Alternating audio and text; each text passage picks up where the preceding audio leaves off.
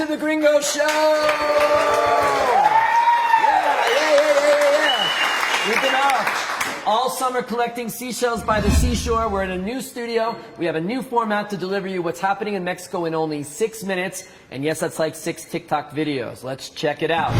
In our top story tonight, Mexico has a new U.S. ambassador. Ken Salazar, former U.S. Senator from Colorado and Interior Secretary in the Obama administration, arrived in Mexico this Wednesday to begin his work to strengthen U.S.-Mexico relations. There have been no reports of Montezuma taking his revenge on the cowboy hat-wearing ambassador thus far. Although, please, Ambassador, do not eat at the ambulantes directly outside your residence. 5 tacos, 5 pesos sounds good, but it's always a bad idea. Former ambassadors Landau, Jacobson, and Sauerkan have joined us on the show, so hopefully we'll have Ambassador Salazar here very soon.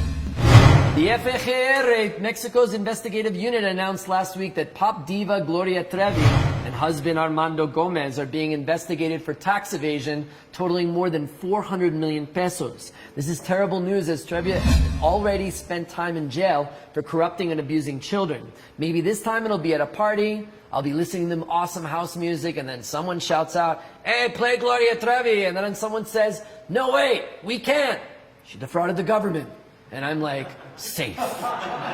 It's happened, trust me, it's happened. 2 weeks ago, various parts of Mexico suffered a magnitude 7.1 earthquake, including here in Mexico City, where the earth shook, rattled, and rolled, with the epicenter almost 400 kilometers away in Acapulco. The sismo happened on a Tuesday around 9 p.m., and I'm just thinking, where's the worst place that you could be in one of those things? Could you be in a tall building made of Jenga blocks? On the Superman roller coaster at Six Flags? Or how about on the Mexico City's brand new cable bus?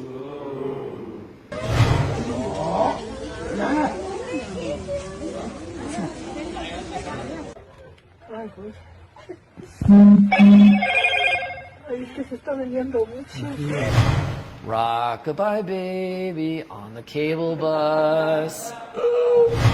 Mexico City was abuzz last weekend as member countries of the Community of Latin American and Caribbean States, or CELAC, gathered to discuss regional issues and deeper integration in Latin America. Except one big thing: no gringos allowed. Which was good, because maybe things would have been a little awkward being in the same room as left-wing presidents Miguel Díaz-Canel of Cuba and Nicolás Maduro of Venezuela, who were in attendance. Don't worry though, Uruguayan President Luis Lacalle took care of the pissing contest. Que nos siga corriendo la sangre por querer pensar diferente. ¿Quién le dijo que Cuba es de ustedes si mi Cuba es de toda mi gente?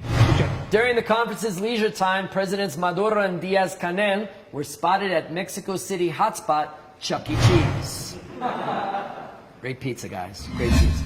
The CELAC conference was also an opportunity for President Andrés Manuel López Obrador to show up the country and solidify the standing as a regional powerhouse. El problema con América Latina es los conservadores. It was also a moment to put his protégés and potential 2024 presidential candidates Marcelo Ebrard and Claudia Sheinbaum out on the regional stage to maybe see how the people would see them. It's like AMLO's version of Survivor.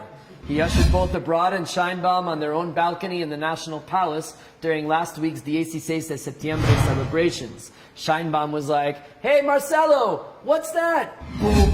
Oops. Did I just accidentally push you off the balcony and blame all our current problems on you? Oh my goodness gracious. Claudia Sheinbaum, the head of government of Mexico City, has received mixed reviews since taking over the country's largest city in 2018. She has her doctorate in energy policy from Berkeley. She's a policy wonk who worked in government and, of course, like most mayors, got slammed by the pandemic and closely affiliated with a president who is largely unpopular in many parts of Mexico City. Her party suffered major losses in the midterm elections in June, and she's struggling to work with a fractured government. But now, she's very happy because the divorced mother of 2 is now in love. The head of government appeared on that same balcony with her new man, Jesus Maria Tarriba Ungar. Oh la la. She's got a new man. Can he be Mexico's primer caballero? The question here is, in a still male-dominated and extremely Catholic country, Is Mexico ready for a Jewish woman to run it? Is she electable? Then we have Marcelo Ebrard, the former mayor of Mexico City, and who now runs the Ministry of Foreign Affairs. Many say he's very smart, did an excellent job as the mayor, and also succeeded at securing many vaccines for the country. However, he oversaw the construction of Line 12 of the city's metro, which collapsed in May, killing 26 people. He largely took the blame, and what pundits say damaged his 2024 presidential hopes. He arguably is outspoken and often in conflict with the AMLO administration. It is not a secret that it seems that the president is favoring Claudia right now, and Ebrard may have to seek another political party in order to run. Anyway, he's really tall. I don't know if the presidential sash is going to fit his body. But Ebrard is already working to target the youth vote, recently opening his own TikTok channel, and I just can't imagine how that channel is going to be. The chancellor is like, I am Marcelo, the chancellor is my name, or something like that. But let's not forget 2018 presidential candidate Ricardo Anaya. He is a member of the opposition party PAN, who often shows up on Twitter with videos attacking the president and sometimes everyday Mexicans in their way of life. Es un poco como el compadre que gana 2,000 pesos a la semana y en lugar de pagar la luz, el agua, el gas, comprar la comida para la familia, se los bota en caguamas. Anaya failed to gather support in 2018, partly because of AMLO's high popularity, and also he's a very white guy from a wealthy background who could be perceived as being out of touch with the majority of the population. Just too white and nerdy. Think I'm just too white and nerdy. Can you see it? There are others in the mix. Enrique Alfaro, the governor of Jalisco, from the up-and-coming Movimiento Ciudadano.